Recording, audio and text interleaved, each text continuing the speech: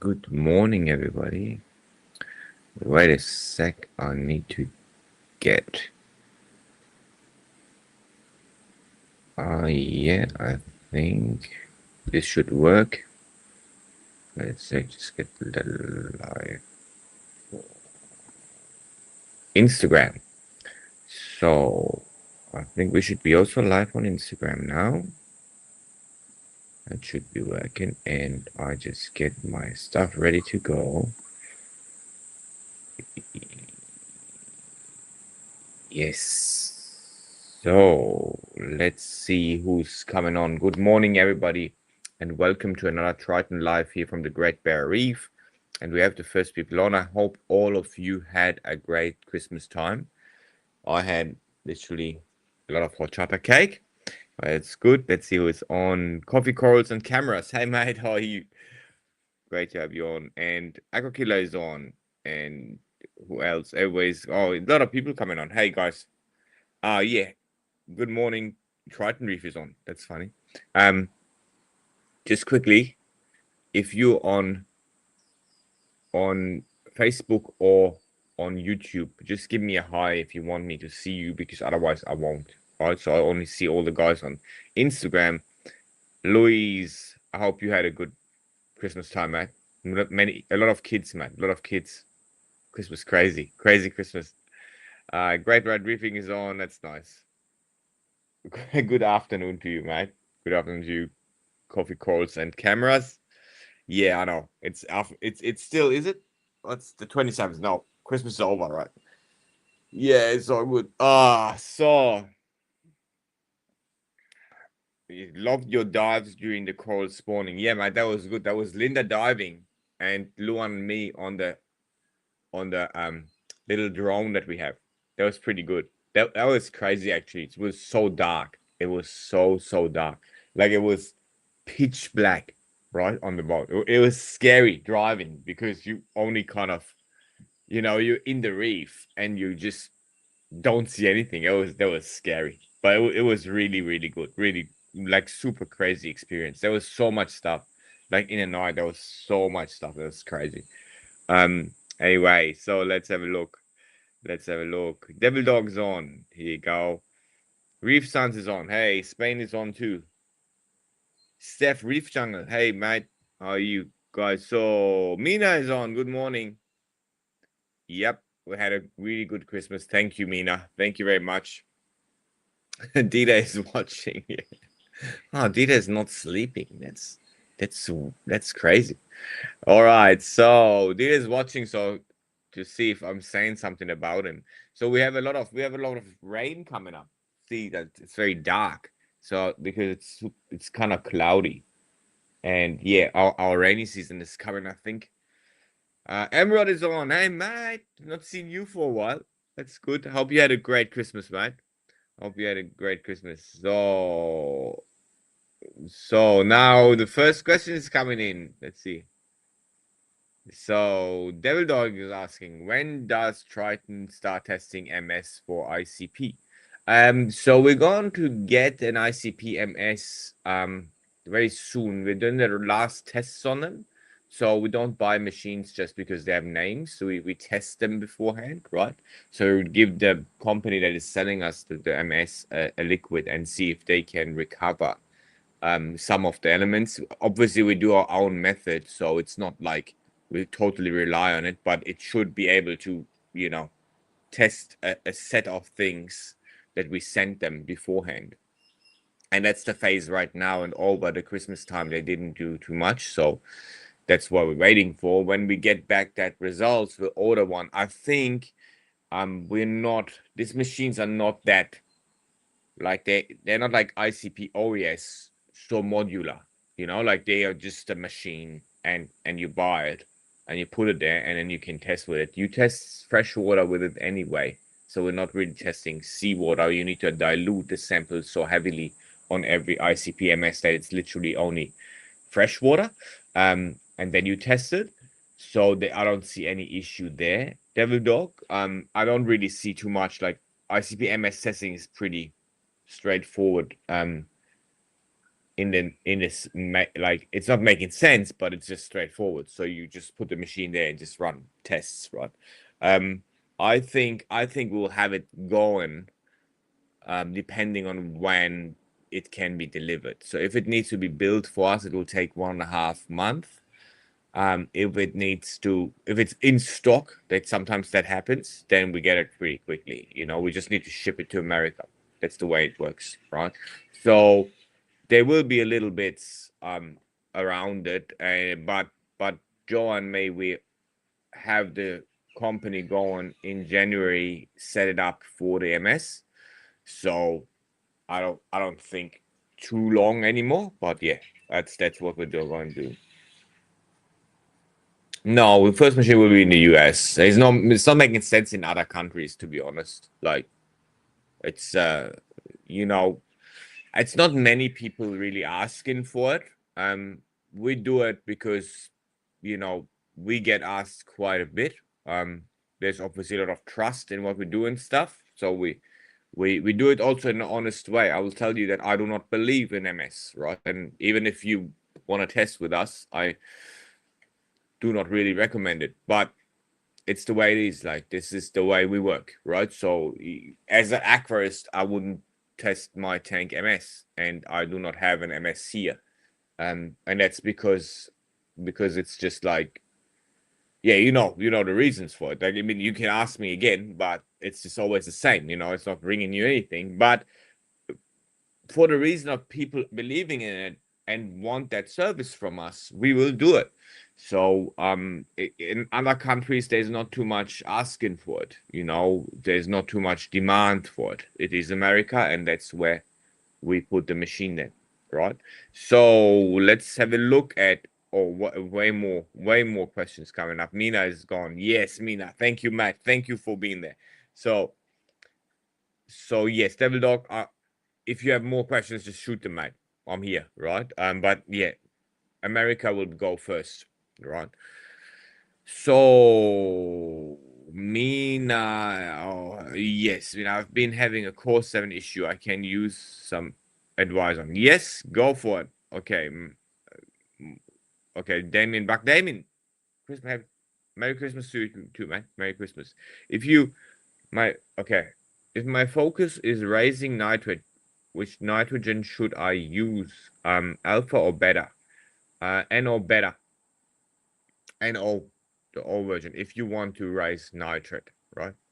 Both would work, but NO beta is more straightforward in that case. Okay, so Mina's asking, in investigating a drop in DKH, okay, I noticed my part 3 dosing line was clogged, okay? Based on the drop in pH, it looks to have not been dosing part 3 for 6 days, leading to DKH drop from 7.4 to 4. Oh my god, that's a lot. That's a lot of DKH loss too. Okay, so 7.4 to 4.4. I got it. I fixed the dosing line yesterday and increased my hourly part 3 dosing 2.5 times. I kept part 1 and 3 at the regular rate. I recorded that a DKH, 1 DKH rise 4.4 to 5 more, about 12 hours overnight. After adjustment, yep. Should I try to increase DKH slower or faster than that? Yeah, that's easy, Matt. Just go the same speed. That's pretty good. 1 DKH, that's fine. Just go up quick. Like, it's literally, so the lower DKH is a problem, right? The problem is then bouncing back from it. I understand what you're afraid of, but you need to bounce back from the low quick, right? So I did that once similar things happened to me, or actually happened several times to me, and I bounced back 2 DKH a day, which is pretty much the rate you are having right now, right? So that in 24 hours, 2 DK, I dump it in. I don't wait for the dosing line to do it. I just go boom, right? So yeah, you're on 5.4 plus minus 1, which I would say you were like on 6-ish. That's good. And then you come back now, and then you should be fine. Another 12 hours, you should be good. All right. So I don't think any issue there. I mean, should be fun. But you have a good DKH loss. That's a good loss. That's a heavy loss. So pretty good for your corals. I need to see some pictures of your tank again. You need to send me more. Send me more, man. Send me more. All right, let's have a look at who joined, who's seen anything else. Mesha, hi, mate. Yeah, I'm coming to you, mate. No problem. Wait a sec. I'll just check on the other side. Yes, mate. Ambrod, I had a great Christmas. Everybody, we're super happy. So things that made my heart flutter. Hi, mate. That's that's a that's a very long name. That's a very long name. And Bryce is on. Hey. Okay. So give me your questions, guys. Give me your questions, and I will right away answer them. I'm sitting here, not in the rain, but behind me it's raining. H2 glass box is on. Hey, mate. I'll just check in. I'll just go on backwards because there's so many people joined. That's good. That's good. Hey, okay, guys, same thing for you. If you have any questions, just write them down here. I will answer them right away. Okay, so is it okay to dilute infusion in 1 liter RO water to use it in the dosing container? Yes, that's okay.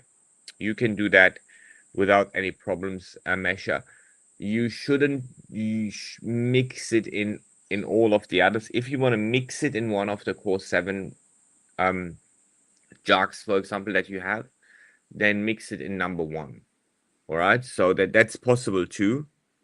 But yeah, otherwise, I mean, you're asking for sure because you have something else going on, and that's fine.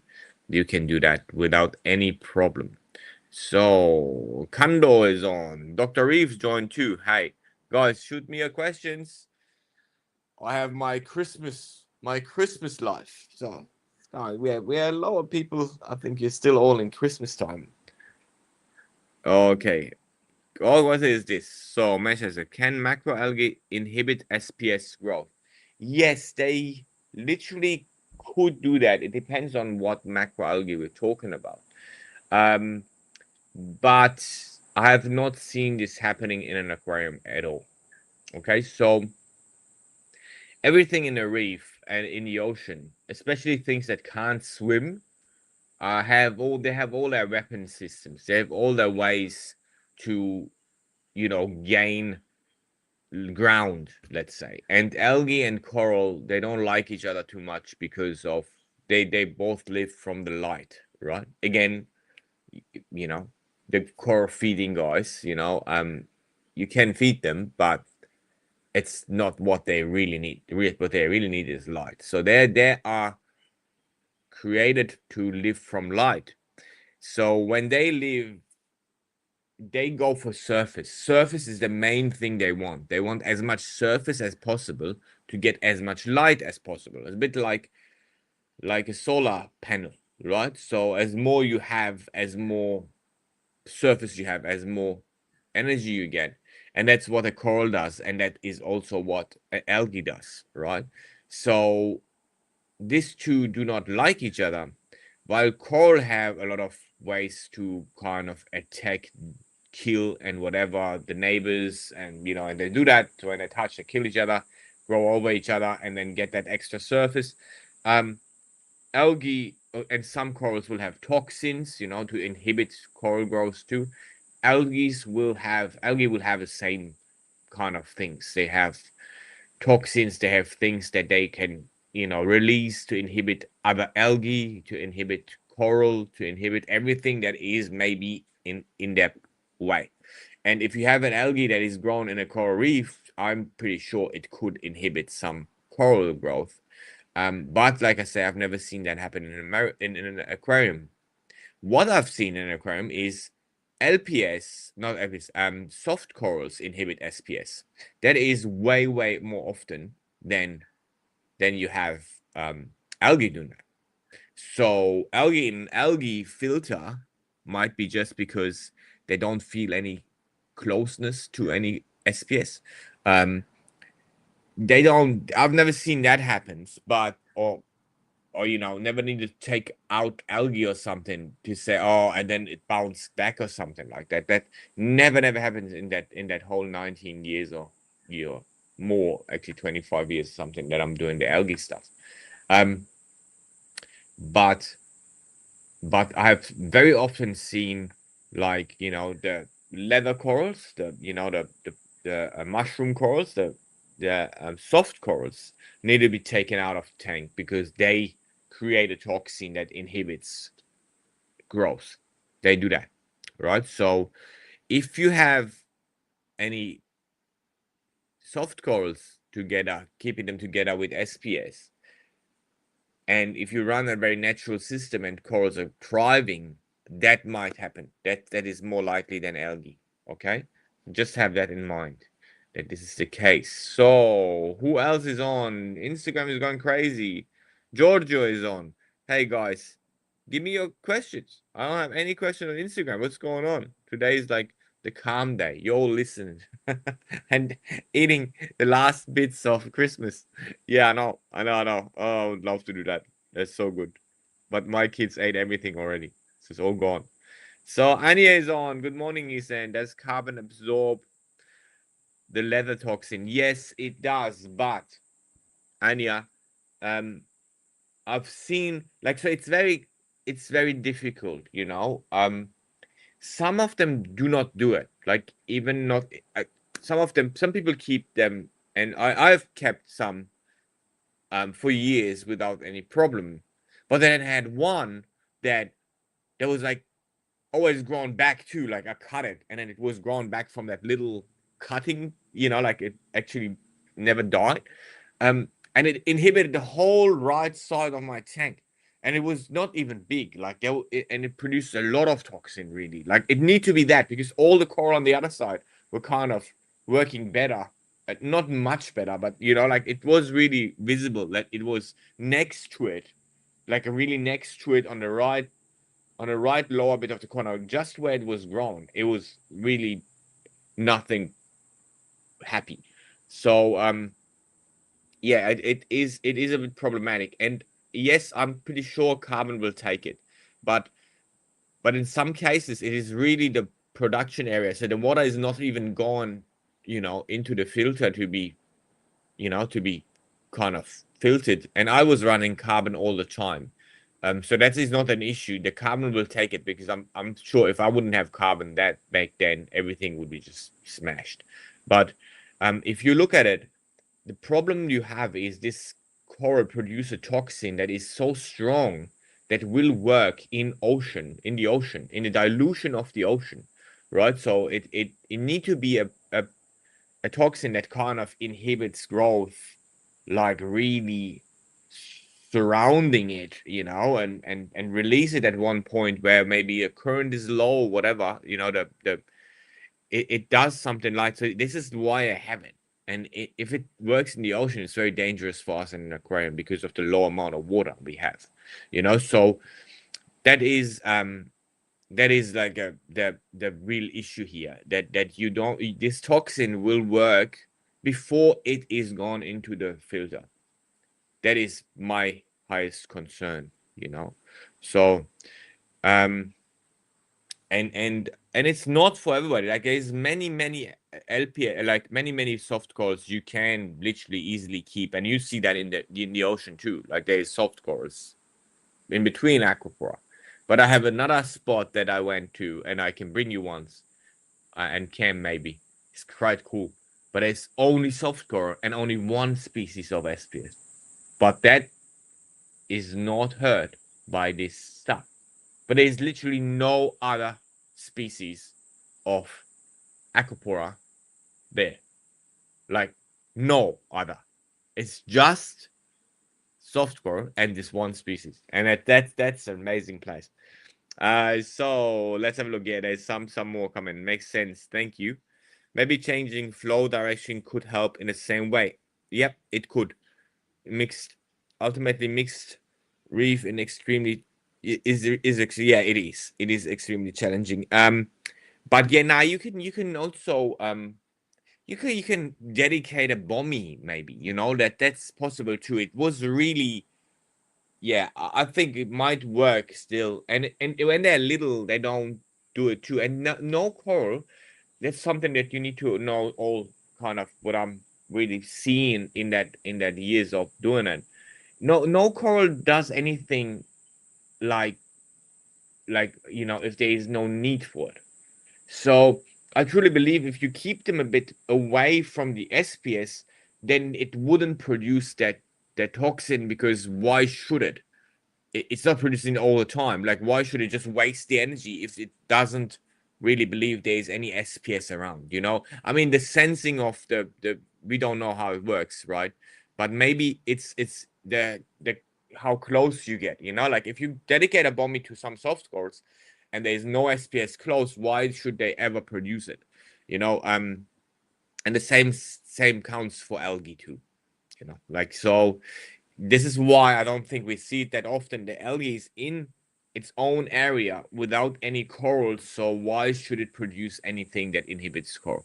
There is no wastage in the ocean. That is something that you see very often and is very visible. So no, but no, I don't believe that coral will produce color if they don't need to produce color. I don't believe they wouldn't, they would fight if they don't need to fight. Like there is no point in that logical sense. You could, and often it is the case that you can keep them together.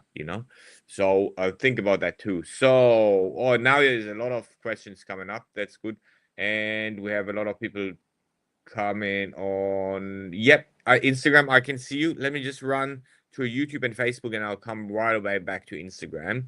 So do torch corals damage frog spawn?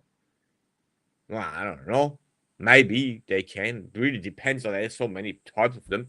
Um, I've not really seen that, but I've never put them that close together too. Uh, um, but I'm sure they could. If you see it, you'll see it. Damien, just maybe I don't say try it, but if it's happening, just send me a picture. Maybe or just DM me a picture or whatever. I just get me a picture of or email it, and I will have a look if that's most likely the case. But you will see it, definitely. Um, so I'm going to change my AL99 today after 2 months. My P is 9. Should I only add half recommended AL99 dose? Stay with the recommended dose, mate. No, P will not hit 0. The way it works in that filter is pretty much just go in the standard amount, because it is a AL99 is an absorber, so it's luck based. So your P, your phosphate need to come around and run on it and hit it. But that is not happening when as lower it gets, as more will run just beside it. So it's not really able to reduce it to 0. That's not gonna happen, because you're not running all the water of your tank through this filter. You know what I mean? So I wouldn't be afraid of that. Just fill it. Always stay the same. That works the best. Don't move around things. That's not good. Just go exactly the same amount like you had last time. You should be fine. There is no issue. And if you see it, you can tell me. But I don't believe that happens. I'll do the same thing. I'm always I'm on 7, and I still go when I change. I still go the full amount, and it's a lot. You know. It's not happening, right? So yes, okay, so Mina, I have yours, then I have John, sorry mate, there was so much action. I had no John time. I'm so sorry for that. I will have it back because I have 4 kids, mate. There was too much action in Christmas time. Hey, all fish people. Yeah, that's good. Hey, my man, Ehsan. Thanks for the show. How do you feel about dosing Phyto? Why not? And how much I have 100-gallon mixed reef? Yeah, I know. So I don't have any problem with it, John. I'm not doing it. The only problem I have with phytoplankton, I said that I think last live too, is it comes with nutrients. because you need to grow phytoplankton, and normally you use nutrients for that, and that liquid contains nutrients. So no, and nutrients like NO3 and PO4, like nitrogen and phosphate. So you need to have that in mind. Um, Louise said to me that there's last time there was a, I forgot the name of the company again. There is an American, like it's a Tahitian brand, um, and they produce a paste, and that might not be bad because that might not, because it's not liquid, and a liquid carries a lot of phosphate and nitrate. Maybe use something like that first. It's a paste. Um, damn it, I forgot what name was, but it's a phytoplankton paste. If you put it in, I think you will find it in America available. And he said it's a Tahitian company. Just to let you know. So I have no problem with it. I don't see too much benefit in a SPS tank. I'm not seeing that. But if you want to try it. It's not dangerous. Just have your NO3 and PO4. Always watch them when you're doing it. Okay. Um. So and now I'm done, Mesha. I see your question, and Chris, I see your questions. I can see your question too. I'll just move quickly over um to Instagram because there are some questions there too, and then I'll come back here. So I'll have a look at.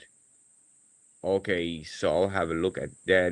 Yep. I can see all your questions, guys, on Instagram, and I'm going through them now. And here you go. Juan Gabriel is on. Hi, mate. So let's see. Matthew Tank Tech is on. Yes. All right. So.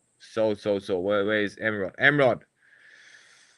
What? Okay, so what elements does infusion contain? Actually, I'm not really liking talk about that, but it is iodine. It is a lot of metals that that it's is contained. That's because the coral, the algae needs that stuff, and we'll never tell you what is exactly inside, but it is made for the algae. So you can imagine that there will be metals in there and stuff.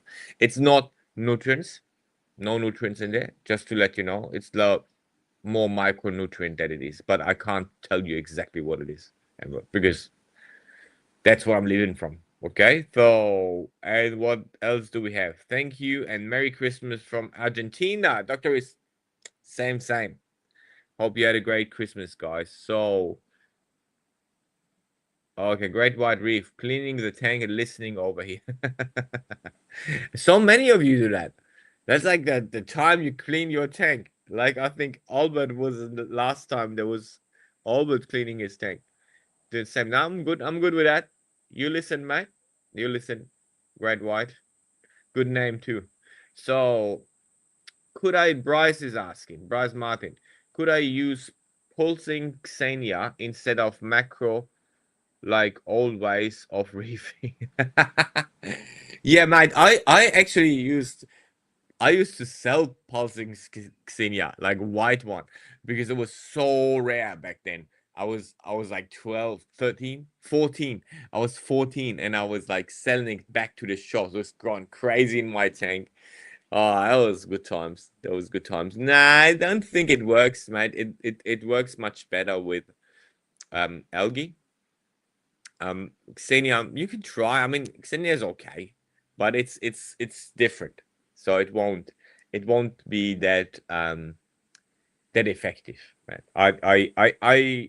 I'm very good in growing Xenia, but yes, it's not as effective. I'm never good at that effective. And it's also producing a lot of, like, it is a coral, so it's hard. It's hard. It produces a lot of the same dirt, you could say, that than your corals up in the top do, but the algae is different. It's a different life form, so it does not create the same things. It's you can try, mate. It's not, it's a hobby. You can try definitely, but I am you need a lot of them, I think, if that should work. It is yeah, trying to inhibit accumulation of coral dirt with coral itself, which is a bit difficult. But you can try and tell us how it worked out. Okay. Um, so Chen is on from Brazil. So make when okay. So Dr. Reef's asking when salinity is reported by ICPOS, how is it measured, or how is it measured? Yeah, so it's not measured by ICPOS. We don't measure it. We can't because we measure every single element and then we calculate it out of that amount. That's the way we do it. This is why there is a difference sometimes to what you read, while you just go by density or you go, by conductivity. Um, and all this is just trying to understand what to give you a figure, a understanding of a value of all the salts, of actually everything in the water together in solution. And that's why there are differences, in every technique you use to do that. There will be different interferences, different calculation problems. Temperature is important in many cases. um, Pressure is important in many cases. So yeah, that's the way it is. We take measurements of each one, then we calculate it. Our biggest mistake is the fluctuation in the amounts we measure. So the 1%, 2% of each element that we have then add up to some percentage of error, possibly. So that is our problem. Your problem is temperature. Your problem is, again, it really, yeah, it is the way it is. We there's no measurement. It is always a calculation. We didn't do that for a long time, but because people wanted it, again, um, we did the calculation for you guys. That's the way it works. So it not really needed in my opinion, but you know, if you have it, you have it. So getting rid of biopsis, fluoconazole, I hate this word, fluconazole or lithium. Lithium. First lithium. Try lithium, Matthew. Also try some you know that do we have that? Where are you based? Are you in America? If you're in America, there is like a little, like a, what do you call it? Sea slug? Like a snaily kind of thing, like a nudie branch. Um and they eat it. They eat it. They breed on Halimeda, but they eat Bropsis. So you can also try that. I have a little bit of Bropsis in my tank right now, growing on a corner where there is a lot of current. Um, and I let it in there to grow a little bit. They don't do anything. Because food for my copper band sticks to it, and the copper band goes there and eat it from the boxes. That's pretty cool. I've seen that very often now, and it's making my copper band being super happy and not touching my clamps or anything. So, not a bad thing sometimes. Like everything has its good or bad places. So it's so right. So lithium, definitely lithium, man. So Aqua Killer. Brian Shrimp Direct. Yeah, here you go. Luis, thank you again. Sorry, man. Brian Shrimp Direct. That's the one. John, you hear that? Brian Shrimp Direct. Luis said it right away. So, yeah, people often don't check that phytoplankton has consumed all its growth media before dosing it. Yes, correct. That's what I said last time too.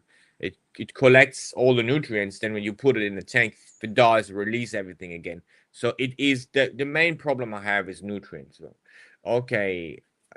So yep, Dr. Reese, I answered you that question. Or how is it measured? Or do you need more? Just let me know if I misunderstood that question. Okay. Matthew is from South Africa. Yeah, definitely you can get it there somewhere, Matt. Just check your ask your LFS. It's a nudie branch. It looks nice. Looks not too bad. And they're not small. They're bigger. So you ask for that thing. That's pretty good too, you know? So otherwise lithium first. Last thing is going hard on it, okay? So now I'm jumping back on YouTube and Facebook because I'm running out of Instagram questions. You come with the questions, guys. I'm here. So okay, so Mesha, is asking, is there any way to minimize aluminium leaching from AL99? No, you just wash it. That's the only thing you can do. You wash it with RODI if you can. Clean RODI, and that's it. You can't inhibit the leach. It will dissolve. So that's normal for any kind of aluminium. You can but reduce the aluminium afterwards easily by using GFO. So you can use Rover or Julian Sprung's Phosban. They're pretty good, and then you just really quickly drop that aluminium. You go aluminium again, L99 again. Okay, that's the way. Mesha, there's no way to except washing it very well. Okay, Chris said, "Hey buddy, send my test out. Showed me high iodine and high iron. Oh yeah, iodine and 214 iodine and 14 iron. Yes, I am with that brown corals. Okay, so the iron most likely comes from your water change, mate. If you did any water change or something, that's most likely. If you're not doing that, or didn't do it beforehand, then that's crazy high amount of 14 is quite high, so you need to check you're dosing something that is containing it. The same is for iodine. Is your phosphate very high? That's another question, because iodine will be inhibited by will be shown higher than that, but it shouldn't, because I would put 222 in there. So now I would say reduce dosing a bit. Chris, how do you do that? So 0.15. No. Yes. So, okay, Chris, I'm just with you for a second and go through your things. So, yes, you have high phosphate, you have high iodine, you have high iron. The iodine and iron, I don't see a problem too much with brown corals, except if you dose a brownish iodine solution, which is this is not something that I recommend. Okay, just to let you know, our iodine is clear, right? You can just stop dosing iodine, that will come down, okay, normally. But if you're not dosing iodine at all, then you will dose it in a way that you're not conscious of doing it. Okay, the same counts of iron. Iron will come down if you don't dose it, right? So they're both not a big problem, because they come down on their own if you don't add any extra. And you need to now tell me if you add any extra somehow, okay? The other one is brown corals. Yes, if your phosphate is high, your corals turn brown. So first thing I would do is I would start going against the phosphate, right? Just go against it. Phosphate remover on there, a bit of higher amount, maybe reduce the amount of phosphate. Your corals will definitely get nicer, because the phosphate is what makes them brown in the first place. Okay, Chris? And let me know more information here. Just put them up and I will help you. Okay. So let's see. I'm Chris. I saw you answer. Are those keto grow? Because I do dragon's breath. Yeah. So that is something that I'm not sure what that should be. Keto grow. It sounds like something that they sell you for growing that just ketomorpha. I don't know if that's a good thing. And I do think that this stuff is coming from that product, because then it's a very, I don't know, I don't want to judge that product. I don't know the product, but it sounds very much like that. So you is there anything written on there what is contained? If there's iodine, the iron in there, then there will be phosphate in there, and then you have that issue. So your corals literally get brown from that, right? But just stay with me and give me some more information, and we'll go through this. Okay. So Chen, I see your question on Instagram, and I'll jump in on it. Let me just go for John, because John had no Ehsan time. So John, I love the MYTE subscription. I hope you everything works out and it's a successful Ehsan. Yep, this is the man. I love Triton. Let's go. Hit the like, sub, and share. Yeah, thank you, John. Thank you, mate. Love you too, mate. It's great. It's great to have somebody like you here. Pausing Stania is not the same. Okay, is good. All right. So Mina is saying, when boosting my DKH back to normal, do I need to to worry about high pH? Currently at 8.5, due to high dose of part 3. Yeah. So yes, you will need to worry about it.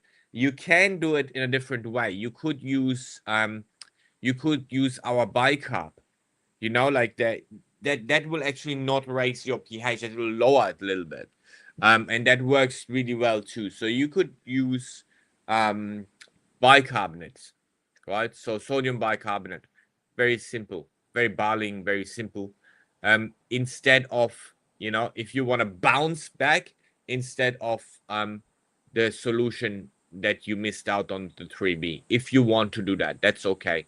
But otherwise, it will balance. It will come back again, So I normally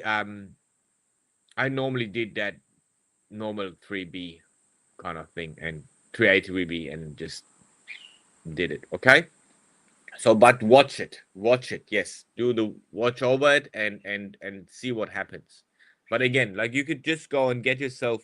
We sell it, and NaHCO3 it's called. Like, it's the chemical name of it. Sodium bicarb, and you can dose that for just raising that amount, and that's it. And then you keep going the same amount. That's possible too. Yes. So, John, how do you measure your salinity? I do a hydrometer at 77%. I'm actually using. I'm gonna have an ICP there, but I have a benchtop conductivity meter, man. We have a lab here, so I like the conductivity measurements. If they're done well, they're pretty good. So it's like a probe you put in into it, but you need to do it in the right way. You need to calibrate it all the time. Otherwise, everything really works for salinity, mate. They all have different types of errors. So, and you just need to stick to the 35. A refractometer works too. Easy, just go easy. That's the main thing, because then you test it more often, John. If it's hard, you don't test it that often. But yeah, like, we have a lab here, so I use a probe. I use conductivity measurement.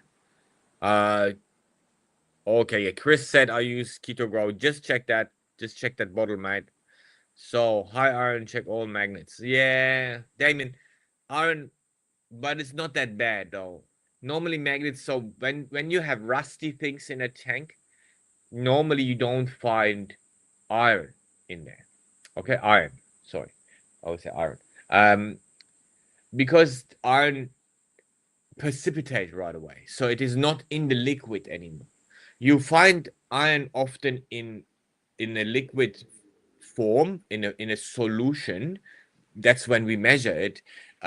When there is a different form of it, like a chelated form that is actually in solution, because the brown stuff, it just drops out. It will not show up in a ICP. So in the case of iron, I wouldn't go right away for magnets. In the case of nickel, zinc, stuff like that, that's metals going into solution from a magnet. But iron is, you can literally drop, like, because your phosphate remover, for example, Damien, is iron. That is literally iron oxide. So you would be seen all over the place iron if you would use just a GFO. But you don't do that because it's solid and it's not going into solution. That is this difference. So yeah, check. Okay, so let me just jump on Instagram quickly for Chen. In order of reduce DOC content in water, okay, DOC content. Water change dilution is effective way. Any biological process would help DOC reduction besides algae. Both ATS or Cheeto Refugium would have this reduction besides algae. Yes. So water changes are not that effective, sadly, with DOC because they're only as effective as much water change you do. Like if you do 10%, is only 10% effective, Chen. Right? So what is very effective is carbon, activated carbon. That is super effective. That is very effective. So literally any kind of activated carbon against DOC works very well, and it is reducing it heavily. But water change doesn't, because it only does the amount you do water changes. And if you have a permanent production of DOC, then you will end up, if you do only 10% water change, you will end up with 10 folds of that amount, and you will still have it in there. So, Chen, based on your question, I think besides the algae refugium, that even that algae refugium can produce DOC, would be carbon, but activated carbon against DOC that works too. What else would work? Bacteria would work too, but they will come on their own. I Mainly it is, if you have a lot of DOC, mainly it would be that you're adding sugar, so reducing that incoming sugar would be very effective too, because then it really depends on what DOC you're talking about. So bigger change would be activated carbon, water change have a little bit, but then it really is about reducing the input of DOC. That is very important too, right? So Chen, if you want a specific thing from me, just go one more question and I'll jump on it. Okay. So Pulsar Reef, yeah, Coral Dreams, Carbon Reef. Oh, Carbon Reef, that's cool. Yeah, here you go. Hi guys. If you have any questions, just put it in here. I'm answering everything. I'm on Instagram too. I've just gone through the Instagram one. So if you have any questions, just shoot them. I am jumping on Facebook and YouTube again. See what's gone there. So what do we have, John? Yeah, check. Okay. Yeah, check your mixing bin. How is your RDI system? Might need to swap out RDI. Yep, that's possible too. So Chris is coming back. Awesome. I did cut back on the dose on iodine, and I cut back on a dose of keto grow, which has iron in it, and used sub GFO. Okay. And got my phosphate to 0.10. Yeah, just go lower. Go to 0.07. That is what I still measured in some places in the ocean, right? Just lower it down a little bit more, and you need to wait, because your corals will not go colorful right away. It will take time. When they go brown, they'll fight it. They like to be brown, so it will take a little bit of time until they reduce that zooxanthellae and get the nice natural color back. Okay, just to let you know, Chris. Okay, how many weeks after adding new corals should you run an ICP to account for the additional element uptake? That is up on you, Mina. I normally do a month, because the coral will first, corals can't walk, or swim. So what you do is you take coral from one spot, bring it to another spot. That's a totally unnatural thing that can happen to a coral, and they will first adapt to this. And you don't touch them at all, right? So you leave them there. So adapt to the new environment, the new place they actually never walked to, and then they'll base out and do things. And when that happens, then you can start sending an ICP. So 1 month is normally what I recommend to customers. If you have a tank like mine right now and you put a coral in and it just grows on in a week, then yeah, you can send it earlier. But I would wait a month. I would wait a month. It's no bad thing happening in a month. So what do I have? What kind of light are you using on your refugium? I actually, John, I like T5s. So very old school, but T5s, they have a very broad spectrum. So they deliver all the light I need for any kind of algae. And this time I also used a HQI, a metal halide. So I have a mix of metal halide and T5s. But yeah, but the T5 is the main one that works the best. So I'm going switch all over to T5 now again, because I'm kind of all this metal halide up and down. I don't know. I like that other one better, you know. So yeah, T5, my T5 tubes. So I also cut back on dosing phosphate because I dose it for the macroalgae. I have a lot of dragon breath and keto. Yeah, it's nice. I know you want to keep the dragon breath. Um, but so look, Chris, if you keep corals, you need to put a little bit of you need to decide what is the main one you're going to keep. Um, you need to give a priority to one of them.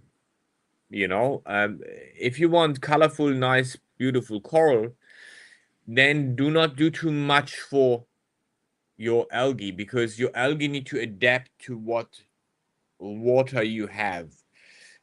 So if you dose in phosphate, for example, that's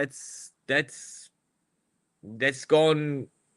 It's gone against your core, you know, like in this case. So you just need to balance it out a bit. Also, how long would it take for corals roughly to color back up after levels are in check? Let's say it depends. Like a strawberry shortcake sometimes takes like 3 months, 4 months, right? It depends on what corals you have. You know, a lot of other corals, like, you know, like some stags will come back pretty quick. They don't take that long. But it depends on the corals you have, man. If you have Acropora, the difficult Acropora, they come back normally very slowly. It takes long. And the things like Echinata, they come back quicker. But Echinata wouldn't really be happy with that high pH, you know, so the high PO4. So yeah, I think it depends on your corals, but calculate a month or 2 or 3 takes long, mate. So okay, let's have a see. Chen came back. A Brazilian joke for this moment of any question. 6 numbers of lottery. Thanks for your time and knowledge sharing. Oh, gotcha. Yeah, I'm not waiting for any questions, mate. I am on the other side. Yeah. Pulso Reef. Buenos noches, mate. It's in the morning here for me. Chosen man is on. You go. Waited for you all the time, man. Now I saw you. I can go back to my normal life. Chosen. Okay, so what do we have? What kind of foods do you feed? More frozen mices, or do you have mix of things you feed? Um, is it really necessary to feed many different types of food? No, I actually mainly, like 90%, feed mysis and atemia, frozen food. And then I also produce, and I ramped that down now, it just came down. Um, Live atemia for my for my antias and stuff, which they are used to it now, so they don't really need it anymore. I'm not doing that much anymore, but that's it. I actually, I don't know. There's not really much more that I feed. If you have herbivores, I tend sometimes to put some like of the flakes in, or give them some nori, but they don't really like it. They are they're all turned into meat eaters. Very Australian. They're very Australian fish. My fish, even the NASA that they don't touch any algae anymore. But they eat algae from the rocks and stuff. So yeah, now I just do that. Very simple. Only feed them if you don't have antias. I normally only feed in the evening time, one time. That's it. And my fish are so happy. They're like, overfeeding is one of the main problems for fish. You know that? Overfeeding. I always told my mom because she's permanently overfeeding my fish. She was. So Pixel Aquascape LED work great. Yeah, Mesha, that's true. I hear that very often for the algae. Yep. So what do we have? When nitrate is undetectable, how can you know if the fish are producing enough ammonia for the corals? Mina, it's a good question. Is there any point where you need to dose ammonia? Yes. Yes, there might be a point where your fish is not producing enough nitrogen, in form of ammonia or whatever, and you can dose ammonia. It is a bit hard for me to describe it, but first off, you will see a very good polyp extension, and then it's a very crazy polyp extension sometimes, and you see a very pale color in your corals. That is when I say, but it is literally nearly every coral, right? And that's when I say, well, that's time for doing something. But it very rarely comes to that point, you know? There's some people that do it to see if there is an effect, like because they don't have the eye for that coral kind of thing that much, which is okay. You can dose a little bit, really low amounts, because that's really potent stuff. Like ammonia is very, very strong food for corals, right? So you just dose a little bit, or urea or something like that, or NH alpha, best one, I would say, good mix. You add that, and if you see a benefit, you can keep dosing it a little bit, like, because that's the only way you really can find out um for yourself for the next time to see it. Like there's no literal measurement for it, right? So you need to look at it and then say, yeah, a little bit of, and to gain that, to understand that, to make it possible for your own tank to be able to see it, it would be good to see the difference from just dosing it once, or twice, like dosing it for a while to see if there's any beneficial thing, right? But be careful, because it will turn into nitrate and it will grow algae, so it is nutrient, right? And that's the balance that you always need to keep. It's hard, but it will work. So you can do it a little bit, NH alpha, Mina, if you want to try and see a difference. If you don't see a difference, it's fine, and you can send me pictures of your corals too if you want, and we can go through it if you want. No problem at all. Okay, any care tips on keeping millipora? Well, yes, millipora is a not easy coral. It's like medium, I would say, for acropora. To keep it alive, but keep it colored is one of the harder ones, right? Because millipora is hardy. They're strong against parasites and stuff, but they are having a very specific coloration, which is sitting on the edge of the corallite. So they tend to get browner than, like, that most of them are brownish underneath, which is okay. Then they create a very dense structure that's really bad for getting light into the coral. So that's hard. So you need a lot of light. They like a lot of light. But then to get that specific color on the edge of the corallite, that is I would say difficult, and then you see it on the tip too. Like, so for example, my reddish one, I would say red pink one, is having a red base, a pink corallite, and an orange tip right on top. So to get that color, for the color, it's a difficult color, I'll tell you. The yellow one is easy, yellowish green. That's a good coral to keep, actually. Be careful with stuff that is going in between. That's because they're dense, and a lot of light. They just love light. It's a coral grows like you just jump in, and 1 meter there's there's Acropora millipora. They are very common. So because they are very adaptive. I don't think they are very, very hard, but it is a medium to hard one, especially hard with the color. Okay, so yeah, I would, if there's any crab in there, leave it in there.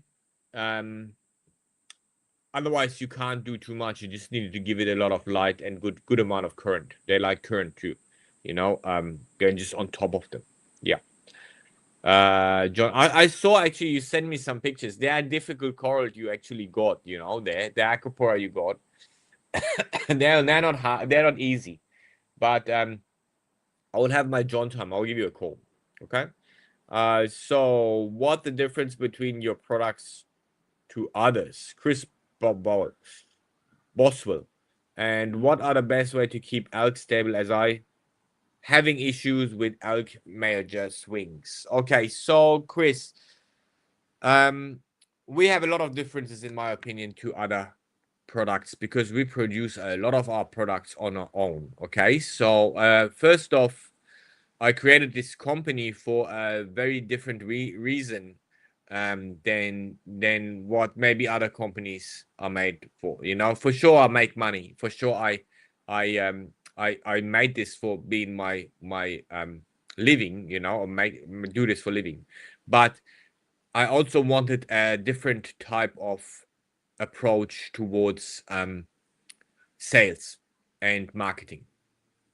I just don't want to, promise things and stuff. So our products are made based on knowledge. We do a lot of scientific work here, which nobody else does in this industry. And we put that information back into this data, back into our products, which we then produce on our own and not give it away as OEM. So there's a lot of OEM out there. Literally, nearly everything out there is OEM.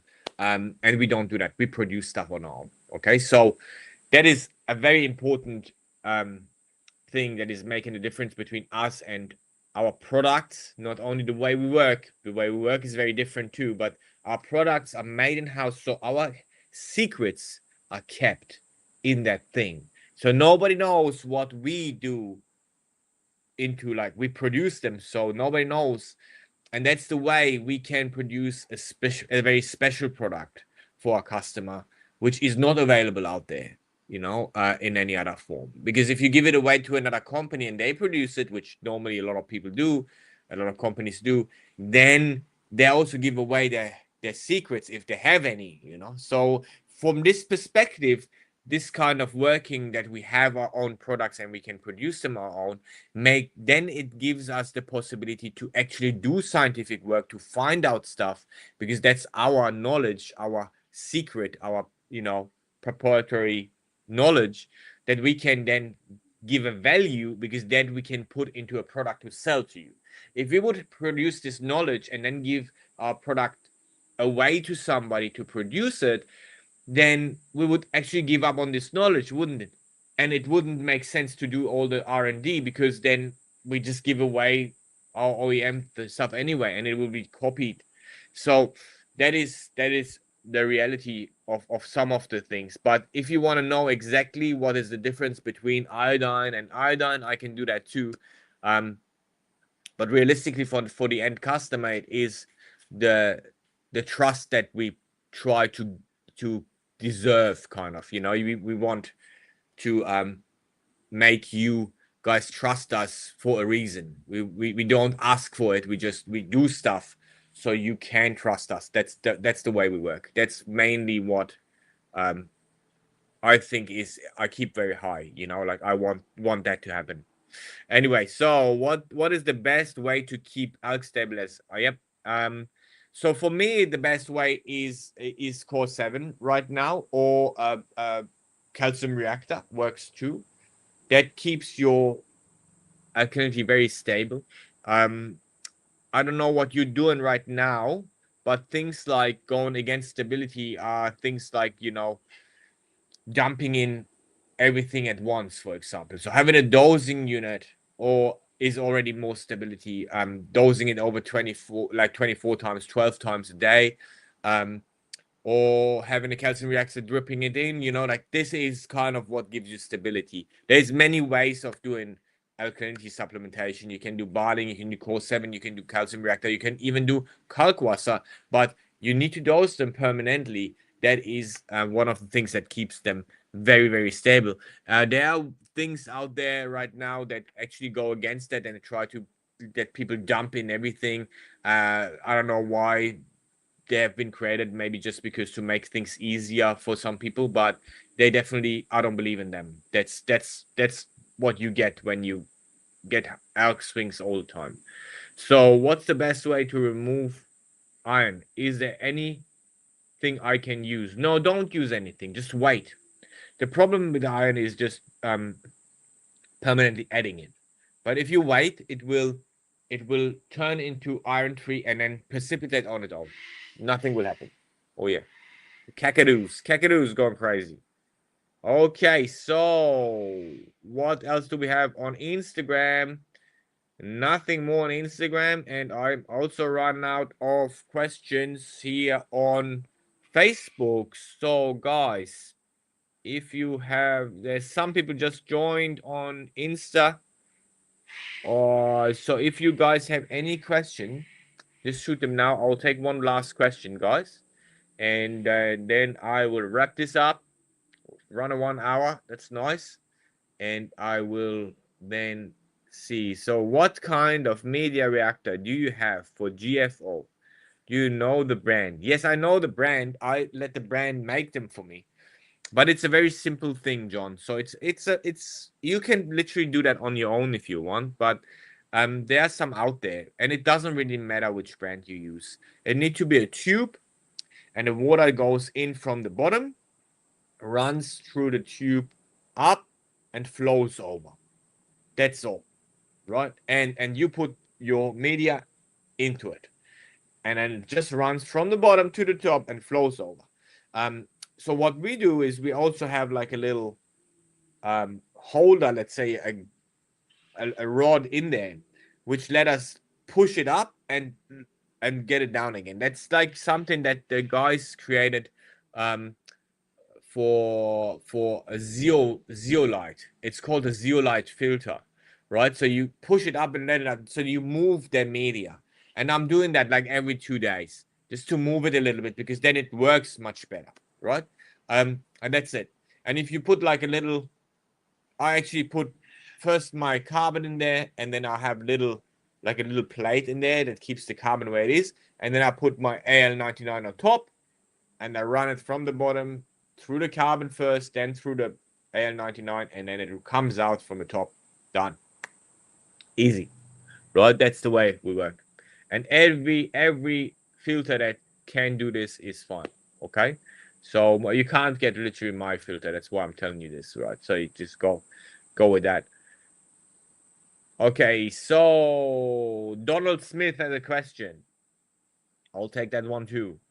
So I have a question. No problem. I measured nitrate yesterday. 0. Phosphate 0.06. Added neonitro from what? From Donald. Help me. Anyway, yeah, Donald, I think you need to give me more of that question. So, and Perez Harauma. When we find ULNS and nitrates very low, okay, did you recommend to add nitrate of potassium? Yep. And why we find filament algae in ULNS systems? Yes. So there is algae that grows in ultra low nutrient systems, but if this algae can be inhibited by biological treatment, like snails and stuff. So a lot of people do not have enough turbo snails, for example. They do not have enough grazers, right? So then also algae will grow. There is algae where corals are. There is, right? That's one hand. You will have that. You will also have barbsis, for example, in ULNS. That's growing there too. It's not like they can handle low nutrients. They are algae like that. On the other hand, yes, you can add potassium nitrate if you want, to lift nitrate. That's fine. Especially when, yeah, you're measuring zero. The only problem is measuring nitrate, sometimes very difficult, you know. So just to let you know, you might measure 0.06 phosphate, but then measure zero nitrate, but you might have one nitrate still in there, you know. So you add the nitrate and see what happens. But normally also what you have is that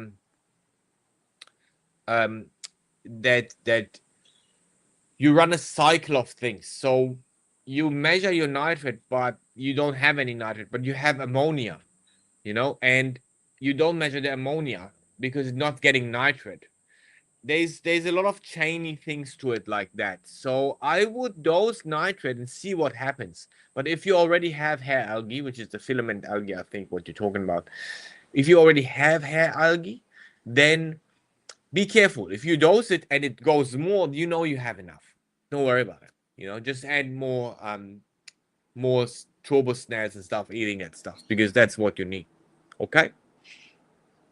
So I'm just waiting for Perez. I hope that helps you. You can, but use potassium nitrate, right?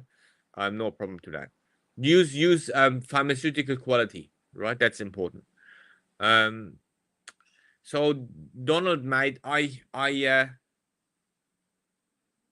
don't know. Your question just went halfway, so I'm just taking that as the last question, and then just talk about it.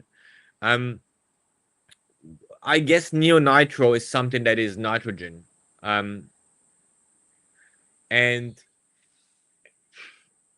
I guess you added it to balance it out, which is okay, right? You should do that.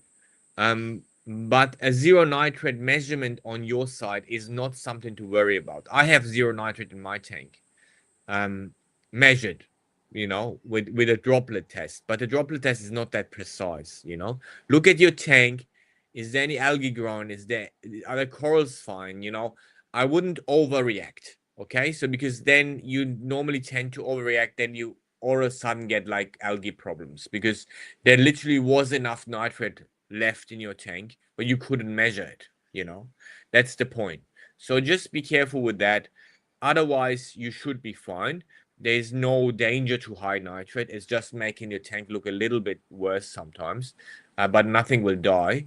Um, and zero nitrate can only really come from a very extreme dosage of organic carbon, for example, like alcohol or, you know, all for reefy kind of things, you know, one bottle solutions. Um, Literally from algae, this won't happen, right? So just to let you know, don't panic, okay? But like I say, I can't see the rest of your questions. Just stop by at the from. So if you wanna want to help me with more, do it. Otherwise, you just take it, and then I'll have next Sunday. Maybe not next Sunday. Maybe we'll need to shift the Sunday one. But I will have the next live coming up next week, and then you can still come up and ask questions, mate. No problem. Okay. So I find magnesium nitrate much better than potassium nitrate. Yep, that's will end up in the same, Louise. Um, just adding magnesium instead of potassium, but you will add nitrate. It might be a buying situation where potassium nitrate and sodium nitrate, they're both you can build bombs out of them. So when you buy them, sometimes some people call the police. So be careful when you buy it. Okay.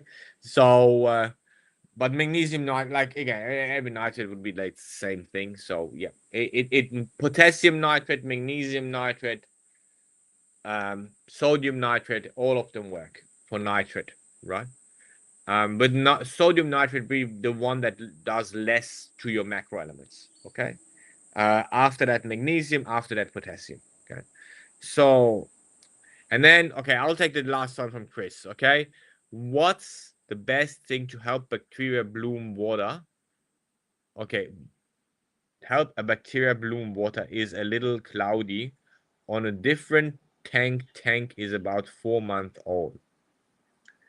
So if you have bacteria bloom, you have a lot of you have organic carbon. It will self-regulate, but the best thing I've done, like to just get rid of it, is UV. A UV sterilizer works brilliant. You can use carbon to reduce it a little bit, but UV sterilizers work. They just kill the bacteria. But then, you know, you need to have good skimming because you need to get them, like, that dead bacteria out. That's it. And don't dose too much of the organic carbon. Too much sugar in your tank. Here you go, Donald came back. So from Brightwell, tested nitrogen, it was 1.5 and phosphate is 0.0. Any suggestions? Yeah, okay. So Donald, same thing. I can understand what you're doing, but phosphate 0.0, you can't measure that. You need to send an ICP there, okay, to get that reading of the phosphate because it's too low for your test to detect. 0.0 is just something that means that the test can't detect it anymore, and they have already problems with 0.08. Okay, so I think you should be fine. Right now, you should be fine. Don't overdo this. Don't run after these numbers too much. I think then you will get more problems. Just let it run a little bit like that, and maybe use, you know, if your bottle is used up, switch over to N or better. It's a better solution. It's a mixture of nitrates, and it works better. And those only little bits, right? But you can also ask us and send an email to us and show your tank and see, because you're doing this for a reason, you know, and I don't know what the reason is. Like, is it color? Is it growth of algae? Is it like you're afraid of your algae, your corals will die? I need to know some background, you know, so I can give you a better way to proceed. Because right now I'm just left open with this guy has numbers, but this is not about numbers, right? It is more about your tank. Reef keeping is all about animals, not about numbers. Numbers are very helpful. You need to have them in check, but that amount is too much. So you need to give me an understanding what your goal is, and I can help you. You just send an email to hello@Triton, mate. That's the best way. Give us some pictures, and then we come back to you. That's the best way. And then even if I get them and on the next live you'll be on, I can help you there better too. Okay, just let's do this better than guessing on numbers and failed measurements. Okay, and maybe send an ICP to see if it's really 0. Okay, just do that. All right, guys. I think we are hour 8. That's 8:17. We have 1 hour and nearly 20 minutes. So I'll wrap this up, and I will see you in the next. Louis saying something. Potassium nitrate increase potassium too fast. Magnesium nitrate increase magnesium slowly. Yes, exactly. So that, and sodium nitrate increases your nitrate even slower than that, right? You got it? Because that's only the amount of salt you have. So you have Louis, you have nitrate, you have sodium, which is 10,000 milligram. You have magnesium, which is 1,360 milligram. You have potassium, which is 400 milligram.